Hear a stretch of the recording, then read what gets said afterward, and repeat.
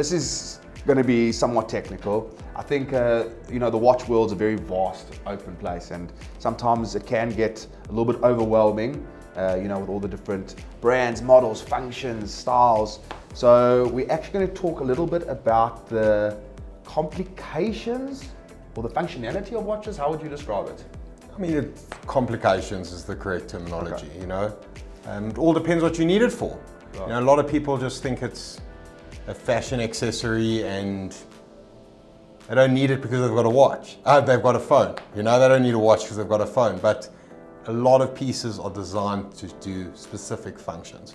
And I think that's something people have forgotten along the way. And I think the heritage with watches is that, a lot of these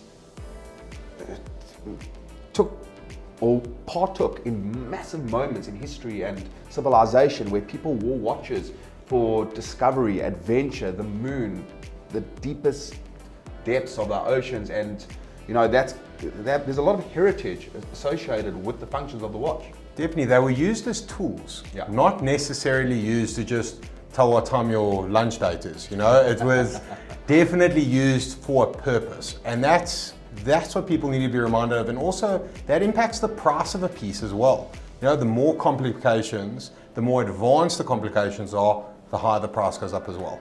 So it's interesting how they've now taken these complications and the effective toolness of the watch, and it's now almost a style thing, Correct. I mean, let's be honest. How many guys with a Daytona actually use it for as a chronograph? They just don't. They just love the sub-dials. There's a little bit more going on. It's a little bit busier. So yes, I think a lot comes down to taste, but there is a specific function behind it. Right. Let's start off right there. I mean, you said Daytona. That's the iconic holy grail of watches. And that's effectively just a chronograph, right? Correct. Okay. That's just a chronograph. That's all that it essentially is. So I picked up the equivalent to an extent, a Tag Heuer Carrera, also a chronograph. I wouldn't quite call it the equivalent. Okay, well, end of the day, in essence, I'm with you. Apples aren't always apples in some situations. Okay, it's a chronograph. At times lapse, it's for racing, right? 100% correct. Okay.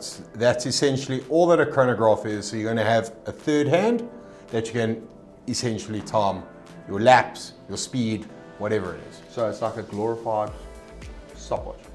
Yes. Okay. Correct. Okay. I do like the look of chronographs and my personal appreciation for them. Just like how the sub dials are laid out, and I find they're generally sportier. They sport watch. Correct. It's all because again, if you're timing something, time's always about speed, and if it's about speed or duration, whatever the case is, it has to be. Did you ever use these things? No, never ever. Never ever. I swear, call me crazy. I sometimes push it. If I'm like... You push it for fun and games, or you actually push it for a reason? I push it for when I'm cooking something in the kitchen, and I do it for fun and games as well. I love the feeling. No, it's satisfying. I don't know why. I'm mad, huh? No, you're not mad. You're not mad. Just a small crack problem with the chronograph buttons. Okay. All right. Cool. So that's obviously a tag. That's a Tag Heuer Carrera. Now let's move to. Is it a pilot watch or a GMT? Is it the same thing? Well, it depends. Where are we going? Let's start off with this Tudor. This is the new Tudor. It's a Pepsi, but with a white dial. Is that right? Correct. Okay. I love that combination. I just want to put that out there as well. I thought the white dial was magic, but I suppose we're not talking about the watch, we're talking about the functions. Right. And effectively, so a GMT, all that it is, effectively is to have two different time zones. Okay, so normally used for your traveler, a guy who needs to know what time it is back in his London office, or what time he wants to phone his kids because he needs to phone them to go to sleep. So that's all that is, so two time zones. And that's a nice function. That's something that's like really useful if you have that, True. And that's probably more useful than a cell phone. I don't want to have to go and type in current time in Spain, when I've just got it on my watch, just turn my wrist and I can see the time. And what I love about that as well is that I find it a little bit of a rigmarole. You arrive somewhere overseas, there is a time difference. You take your watch out, you reset the time here, you put in the time zone, and away you go. That's all that it is, and you've still got your correct time when you get home. You don't have to worry about the fuss and the rigmarole behind the whole thing. And obviously the bezel's rotational, right? Correct. Why? So effectively, you could actually build in a third time zone, which most people don't know. Okay. So again, we'll have a third hand. This time's not to be used for the chrono because, I mean, you do get chrono GMTs, but effectively on this model, third hand will be used for your second time zone. So you simply set it and you'll know what time it is. Then you can actually use your bezel as a third time zone. That's amazing. Amazing. I don't know if I'd use that, but I mean... Oh, it's getting a bit high level now. I'm two time zones now. I'm definitely in. All right, and so now I'm going to, again, another... Does the GMT qualify as a pilot watch? Is that right? I wouldn't call it a pilot watch. Okay. I think we must talk about the real pilot watch. All right, so you're referring to... There can only be one. There can only be one. The pilot watch, the Breitling Navi Timer. Definitely. So that looks very complicated. Okay, straight out the gates. I mean, you've got 8 million letters, numbers, the whole story on there. I'm not going to tell them how long. This won't tell me how long my chicken's been boiling for. You know what's more crazy? What this can do. Okay, so this originally came out when obviously planes were nowhere near as advanced as they are now. And there were lots of issues when they were flying these planes where the instruments would go down. Now, if you're a couple thousand feet in the sky and you're not quite sure how fast you're going or how much fuel you're going to have left, work out your distance, the whole story, they came up with the Navi Timer, okay? This effectively is an analog flying compass, okay? So it'll work out, you can work out everything from distance to speed to fuel consumption, all off the watch. Yes, don't ask me to do it. There's no way I'm doing a demo on that one. I was tempted to ask you and dig a little bit further, and then I just saw all these numbers and I was like, I don't want to do that to you. You can actually even do basic calculations on this watch. Wow. In conjunction with the rotating bezel and the chronograph, that combo, you can effectively work out almost anything. Okay. I was going to actually touch on that because you said it's a pilot watch, we've done the chronograph. Now, this actually has a chronograph as well. Does it all tie in together? Correct. So you need that function so you can track the speed of seconds. You can't just Mississippi 1 and hope you're going to get to the correct amount when you're working out speed. Okay, cool. Wow. Really, really interesting. Next, Omega Seamaster. A diver. Well, that's straight away. The diver. That you can't miss. All right. So tell me about this. Classic diver, like we've touched on, is always going to look very different.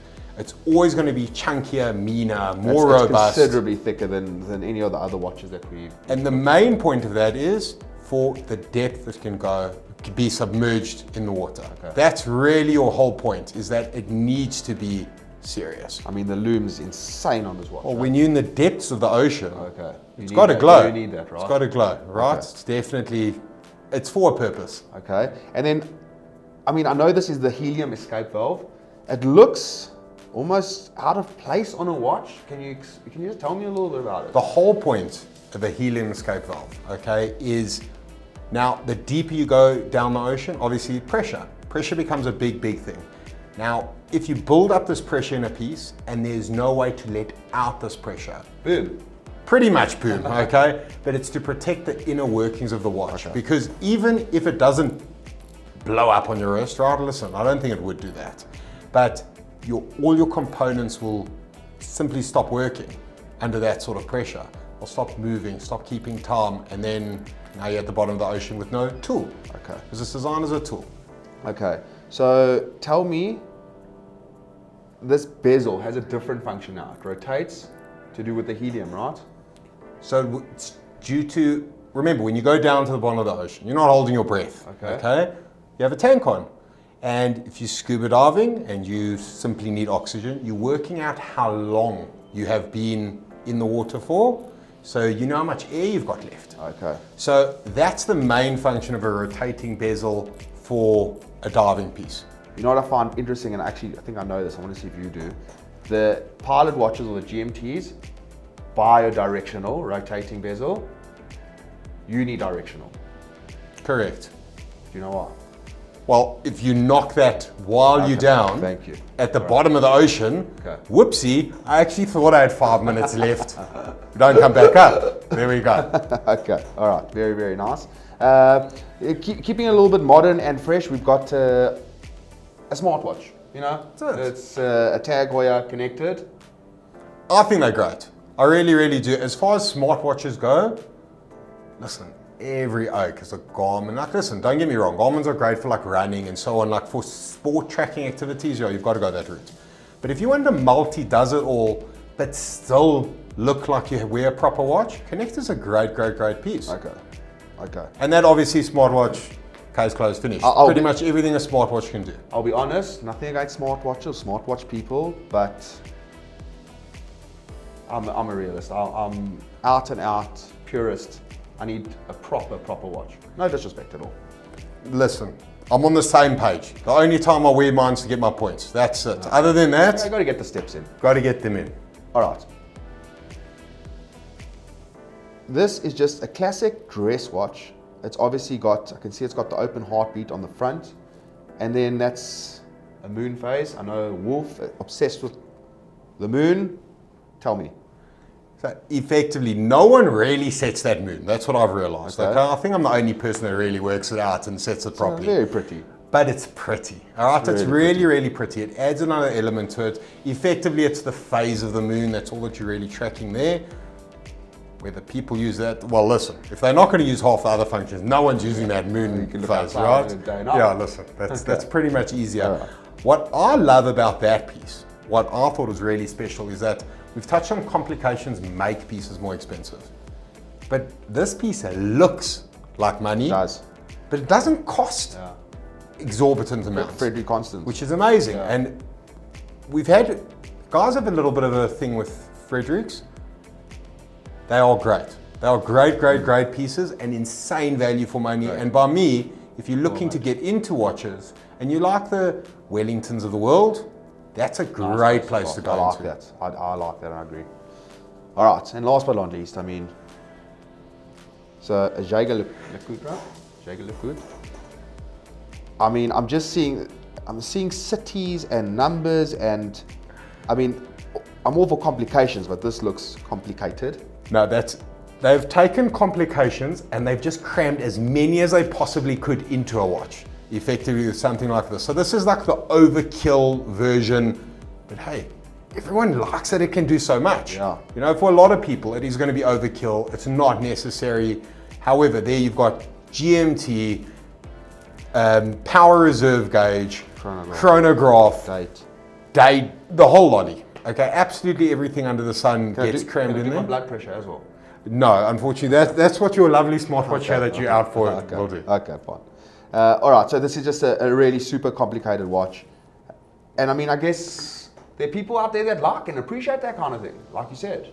The amazing thing about complicated pieces is that they still look like normal watches and they still have the same profile as a normal watch, but it can do so much more. So it's more of like an engineering marvel than, you know, just, well, it can do lots and we're just going to show you how much we can do.